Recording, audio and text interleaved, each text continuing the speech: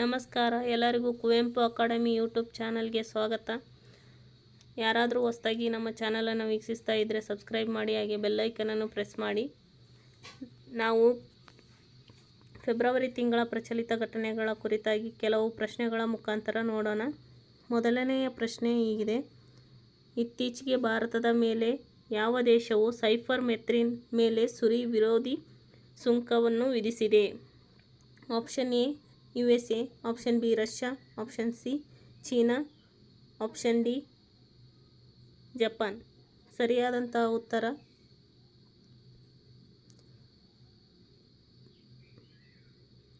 Option C China ಆಗಿದೆ ಸ್ನೇಹಿತರೆ. ಈ ಸೈಪರ್ಮೆಥ್ರಿನ್ ಅಂತಕ್ಕಂಥದ್ದು ಏನಾಗಿದೆ ಅಂದರೆ, ಇದು ಒಂದು ಕೀಟನಾಶಕ.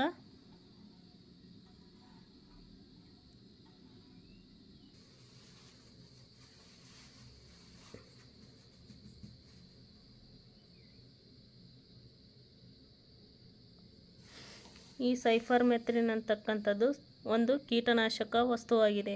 ಇದನ್ನು ನಮ್ಮ ಭಾರತದಿಂದ ಚೀನಾ ದೇಶವು ರಫ್ತು ಮಾಡ್ಕೊಳ್ತಾ ಇತ್ತು. ನಮ್ಮ ಭಾರತವು ಈ ಸೈಪರ್ಮೆಥ್ರಿನ್ ಅಂತಕ್ಕಂಥದ್ದನ್ನು ಅವರಿಗೆ ಆಮದು ಮಾಡೋದರಿಂದ ಚೀನಾ ದೇಶವು ತನ್ನ ದೇಶೀಯ ಉದ್ಯಮಕ್ಕೆ ಗಣನೀಯವಾಗಿ ಹಾನಿಯುಂಟು ಮಾಡಿದೆ ಅಂತ ಹೇಳಿ ಆರೋಪಿಸಿ ನಮ್ಮ ಭಾರತದ ಮೇಲೆ ಸುರಿ ವಿರೋಧಿ ಸುಂಕವನ್ನು ವಿಧಿಸಿದೆ. ಸುರಿ ವಿರೋಧಿ ಸುಂಕ ಅಂತಕ್ಕಂಥದ್ದು ಯಾಕೆ ವಿಧಿಸ್ತಾರೆ ಅಂತ ನೋಡೋದಾದರೆ, ಸುರಿ ವಿರೋಧಿ ಸುಂಕ ಅಂತಕ್ಕಂಥದ್ದನ್ನು ಒಂದು ದೇಶ ಅಂದರೆ ಈಗ ನಮ್ಮ ಭಾರತದ ಮೇಲೆ ಚೀನಾ ದೇಶವು ವಿಧಿಸಿದೆ. ಅದು ಯಾಕೆ ಅಂತಂದರೆ, ಒಂದು ಉದಾಹರಣೆಯ ಮುಖಾಂತರ ನೋಡುವುದಾದರೆ, ಎಕ್ಸ್ ಅಂತ ಒಂದು ದೇಶ ಇರುತ್ತೆ, ವೈ ಅಂತ ಒಂದು ದೇಶ ಇರುತ್ತೆ. ವೈ ಅಂತಕ್ಕಂಥ ದೇಶ ಎಕ್ಸ್ ಅಂತ ದೇಶಕ್ಕೆ ಯಾವುದೋ ಒಂದು ಆಟಿಕೆ ಸಾಮಾನು, ಯಾವುದೋ ಒಂದು ಸಾಮಾನನ್ನು ಅದು 55 ರೂಪಾಯಿಗೆ ಮಾರಿರುತ್ತೆ. ತನ್ನ ದೇಶದಲ್ಲಿ ಅದು 30 ರೂಪಾಯಿಗೆ ಮಾರಾಟ ಮಾಡ್ತಿರುತ್ತೆ. ಈ ಥರ ಮಾಡಿದಾಗ ಈ ದೇಶವು ತನ್ನ ದೇಶದ ಮಾರುಕಟ್ಟೆಯಲ್ಲಿ 55 ರೂಪಾಯಿಗೆ ಮಾರಾಟ ಮಾಡಿದೆ ಅಂದ ತಕ್ಷಣ ಈ ದೇಶದಲ್ಲಿ 30 ರೂಪಾಯಿಗೆ ಮಾರಾಟ ಮಾಡಿದೆ. ಹಾಗಾಗಿ ಈ ದೇಶವು ತನ್ನ ಮೇಲೆ 25 ರೂಪಾಯಿ ಎಕ್ಸ್ಟ್ರಾ ಚಾರ್ಜಸ್ ವಿಧಿಸಿದೆ ಅಂತ ಹೇಳಿ ಈ ದೇಶದ ಮೇಲೆ ಈ 25 ರೂಪಾಯಿಯನ್ನು ತೆರಿಗೆಯನ್ನು ಸುಂಕವನ್ನು ಏರುತ್ತೆ. ಈ ಸುಂಕಕ್ಕೆ ಸುರಿ ವಿರೋಧಿ ಸುಂಕ ಅಂತ ಕರಿತೇವೆ. ಮಾರುಕಟ್ಟೆಯ ಮೌಲ್ಯಕ್ಕಿಂತ ಕಡಿಮೆ ಬೆಲೆಗೆ ಮಾರಾಟ ಮಾಡುತ್ತಿದೆ ಅಂತಂದಾಗ ಈ ದೇಶ ಎಕ್ಸ್ ಅಂತಕ್ಕಂಥ ದೇಶ ಈ ವೈ ಎನ್ನುವ ದೇಶದ ಮೇಲೆ ಸುಂಕವನ್ನು ವಿಧಿಸುತ್ತೆ. ಈ ಸುಂಕವನ್ನೇ ನಾವು ಆ್ಯಂಟಿ ಡಂಪಿಂಗ್ ಡ್ಯೂಟಿ ಅಂತ ಕರಿತೇವೆ. ಹಾಗಾಗಿ ಈ ವಿಷಯ ಸುದ್ದಿಯಲ್ಲಿ ಕಂಡುಬರುತ್ತೆ. ಮುಂದಿನ ಪ್ರಶ್ನೆಯನ್ನು ನೋಡೋಣ.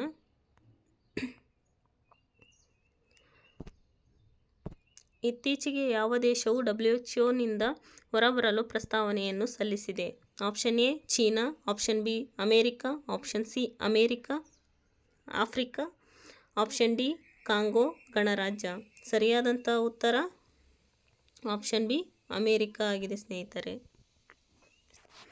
ಅಮೇರಿಕವು WHO ಸಂಸ್ಥೆಗೆ ಅತಿ ದೊಡ್ಡ ಧನ ಸಹಾಯವನ್ನು ನೀಡುವಂಥ ರಾಷ್ಟ್ರವಾಗಿದೆ.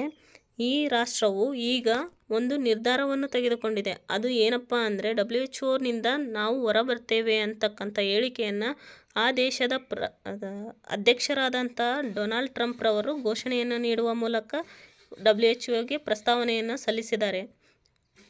ಆದ್ದರಿಂದ ಈ ವಿಷಯವನ್ನು ನಾವು ಸುದ್ದಿಯಲ್ಲೇ ಕಾಣ್ತೇವೆ. WHO ಬಗ್ಗೆ ಕೆಲವೊಂದು ಮಾಹಿತಿಯನ್ನು ನೋಡೋಣ. WHO ಅಂತಕ್ಕಂಥದ್ದು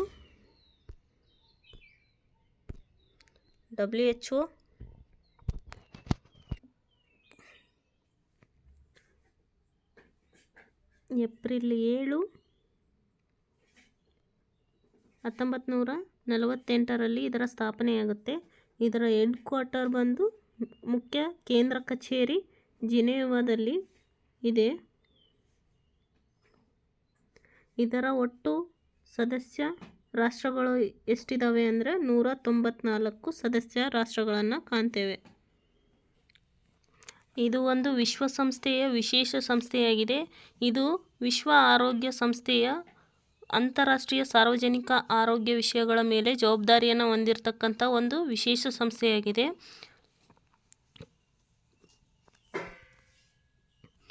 WHO ಸದಸ್ಯ ರಾಷ್ಟ್ರಗಳನ್ನು 6 ಪ್ರಾದೇಶಿಕ ವಿಭಾಗಗಳಾಗಿ ವಿಂಗಡಿಸಲಾಗಿದೆ. ಪ್ರತಿಯೊಂದು ಪ್ರದೇಶವು ಕಚೇರಿಯನ್ನು ಹೊಂದಿದೆ. ಅವುಗಳು ಯಾವ್ಯಾವಪ್ಪ ಅಂದರೆ ಆಫ್ರಿಕಾದ ಪ್ರಾದೇಶಿಕ ಕಚೇರಿ ಕಾಂಗೋ ಗಣರಾಜ್ಯದಲ್ಲಿದೆ. ಅಮೇರಿಕದ ಪ್ರಾದೇಶಿಕ ಕಚೇರಿ ವಾಷಿಂಗ್ಟನ್ DC ಕಾಣ್ತೇವೆ. ಮೂರನೇದಾಗಿ ಯುರೋಪ್ನ ಪ್ರಾದೇಶಿಕ ಕಚೇರಿ ಕೋಪನ್ ಹ್ಯಾಗನ್ ಡೆನ್ಮಾರ್ಕ್ನಲ್ಲಿ ಕಾಣ್ತೇವೆ. ಪಶ್ಚಿಮ ಪೆಸಿಫಿಕ್ನ ಪ್ರಾದೇಶಿಕ ಕಚೇರಿ ಮನಿಲಾ ಫಿಲಿಪೈನ್ಸ್ನಲ್ಲಿದೆ. ಪೂರ್ವ ಮೆಡಿಟೇರಿಯನ್ ಪ್ರಾದೇಶಿಕ ಕಚೇರಿ ಕೈರೋ ಈಜಿಪ್ಟ್ನಲ್ಲಿದೆ. ಆಗ್ನೇಯ ಏಷ್ಯಾದ ಪ್ರಾದೇಶಿಕ ಕಚೇರಿಯನ್ನು ನಾವು ನಮ್ಮ ನವದೆಹಲಿಯಲ್ಲಿ ಕೇಂದ್ರ ಕಚೇರಿಯನ್ನು ಕಾಣ್ತೇವೆ. ವಿಶ್ವ ಆರೋಗ್ಯ ಸಭೆಯು WHO ಅತ್ಯುನ್ನತ ನಿರ್ಧಾರ ತೆಗೆದುಕೊಳ್ಳುವಂಥ ಒಂದು ಸಂಸ್ಥೆಯಾಗಿದೆ. ಇದು ಎಲ್ಲ ಸದಸ್ಯ ರಾಷ್ಟ್ರಗಳ ಪ್ರತಿನಿಧಿಗಳನ್ನು ಒಳಗೊಂಡಿರುತ್ತೆ. ಈ WHO ಮಹಾನಿರ್ದೇಶಕರನ್ನು ರಹಸ್ಯ ಮತದಾನದ ಮೂಲಕ ವಿಶ್ವ ಆರೋಗ್ಯ ಸಭೆಯಿಂದ ಆಯ್ಕೆ ಮಾಡ್ತಾರೆ. ಇವರು WHO ಮುಖ್ಯ ತಾಂತ್ರಿಕ ಮತ್ತು ಆಡಳಿತ ಅಧಿಕಾರಿಯಾಗಿರ್ತಾರೆ. ಇವರ ಅಧಿಕಾರಾವಧಿ 5 ವರ್ಷಗಳು ಇರುತ್ತೆ ಮತ್ತು ಒಮ್ಮೆ ಮಾತ್ರ ಮರು ನೇಮಕಗೊಳ್ಳಬಹುದಾಗಿದೆ. ಇಷ್ಟು WHO ಮಾಹಿತಿಯಾಗಿದೆ. ಈಗ ಮುಂದಿನ ಪ್ರಶ್ನೆಯನ್ನು ನೋಡೋಣ. ಇತ್ತೀಚೆಗೆ 2025 ಜನವರಿಯಲ್ಲಿ ಬ್ರಿಕ್ಸ್ ದೇಶಗಳ ಒಕ್ಕೂಟಕ್ಕೆ ಸೇರ್ಪಡೆಯಾದ ದೇಶ ಯಾವುದು? A. Dakshina Africa, B. Iran, C. Indonesia, D. Azerbaijan. ಇದಕ್ಕೆ ಸರಿಯಾದಂತಹ ಉತ್ತರ ಆಪ್ಷನ್ ಸಿ ಇಂಡೋನೇಷ್ಯಾ ಆಗಿದೆ. ಇಂಡೋನೇಷ್ಯಾವು ಬ್ರಿಕ್ಸ್ ದೇಶಗಳ ಒಕ್ಕೂಟಕ್ಕೆ ಸೇರ್ಪಡೆಯಾಗಿರುವುದರಿಂದ ಈ ವಿಷಯವನ್ನು ಸುದ್ದಿಯಲ್ಲಿ ಕಾಣ್ತೇವೆ. ಬ್ರಿಕ್ಸ್ ಬಗ್ಗೆ ನೋಡೋಣ ಸ್ವಲ್ಪ ವಿವರಣೆಯನ್ನು.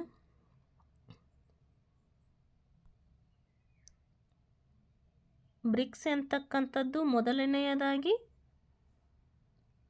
ಬ್ರಿಕ್ ಅಂತ ಇರುತ್ತೆ. ಇದು 2009ರಲ್ಲಿ ಸ್ಥಾಪನೆಯಾಗುತ್ತೆ. ನಂತರ 2010ರಲ್ಲಿ ಸೌತ್ ಆಫ್ರಿಕಾ ಸೇರ್ಪಡೆಯಾಗಿ ಇದು ಬ್ರಿಕ್ಸ್ ಅಂತ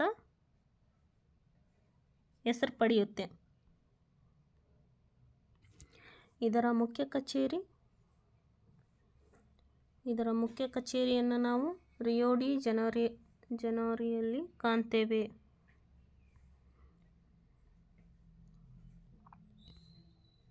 ಬ್ರಿಕ್ಸ್ ಸಮ್ಮೇಳನವನ್ನು 2024ರಲ್ಲಿ ರಷ್ಯಾದಲ್ಲಿ ಹೋಸ್ಟ್ ಮಾಡಲಾಗಿತ್ತು.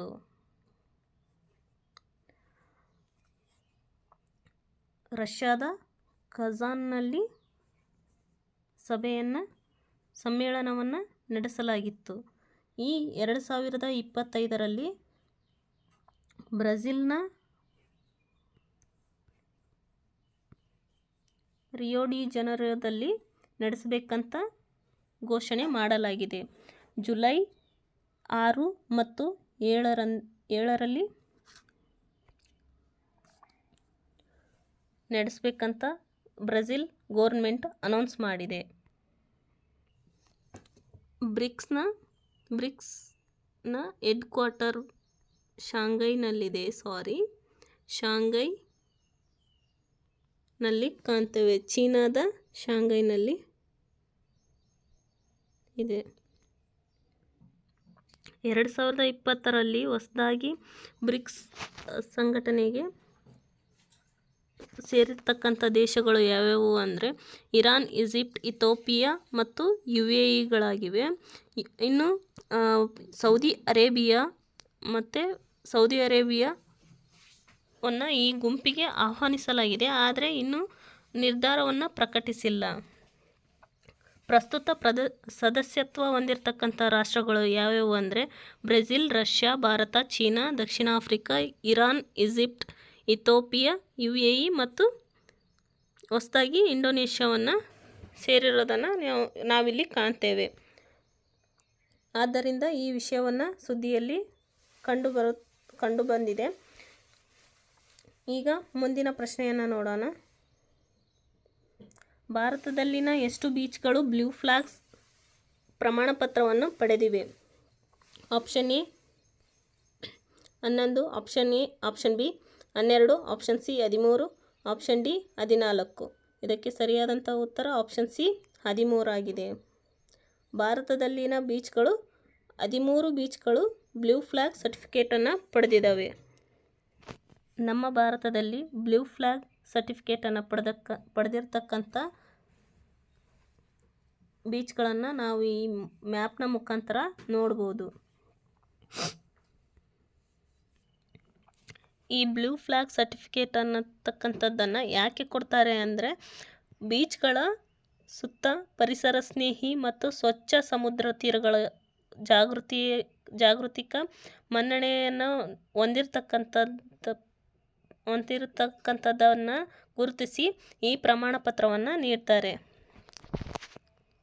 ಡೆನ್ಮಾರ್ಕ್ ಮೂಲದ ಲಾಭರಹಿತ ಸಂಸ್ಥೆಯಾಗಿರುವ ಎನ್ವಿರಾನ್ಮೆಂಟ್ ಎಜುಕೇಷನ್ ಅಂತಕ್ಕಂಥದ್ದು ಈ ಪ್ರಮಾಣ ಪತ್ರವನ್ನು ನೀಡುತ್ತೆ. ಈ ಬ್ಲೂ ಫ್ಲಾಗ್ ಸರ್ಟಿಫಿಕೇಟ್ ಅಂತಕ್ಕಂಥದ್ದು ಅಂತಾರಾಷ್ಟ್ರೀಯ ಮಾನ್ಯತೆ ಪಡೆದ ಪ್ರಮಾಣ ಪತ್ರವಾಗಿದ್ದು 33 ವಿವಿಧ ಅಂಶಗಳನ್ನು ಆಧರಿಸಿ ಈ ಬ್ಲೂ ಫ್ಲಾಗನ್ನು ನೀಡಲಾಗುತ್ತೆ.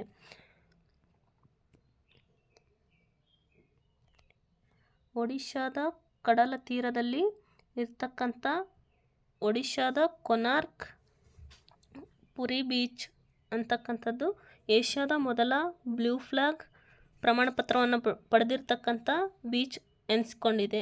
ನಮ್ಮ ಕರ್ನಾಟಕದಲ್ಲಿ 2 ಬೀಚ್ಗಳು ಕಂಡುಬರ್ತವೆ ಬ್ಲೂ ಫ್ಲಾಗ್ ಸರ್ಟಿಫಿಕೇಟನ್ನು ಪಡೆದಿರತಕ್ಕಂಥವು.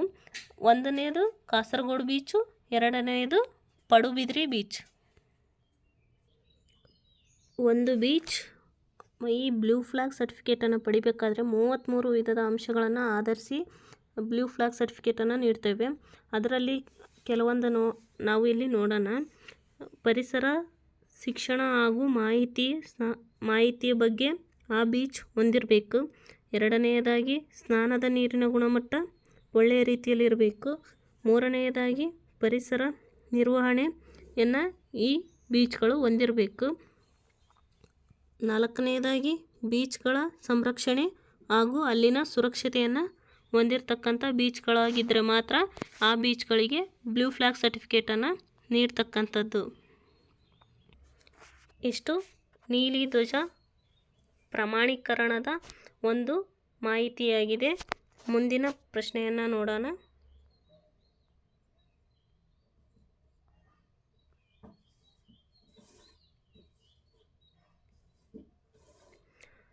ಶತ್ರು ಆಸ್ತಿ ಕಾಯ್ದೆ ಜಾರಿಗೆ ಬಂದ ವರ್ಷ?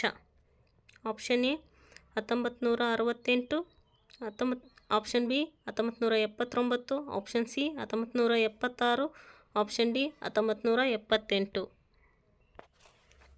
ಇದಕ್ಕೆ ಸರಿಯಾದಂಥ ಉತ್ತರ ಆಪ್ಷನ್ ಎ 1968.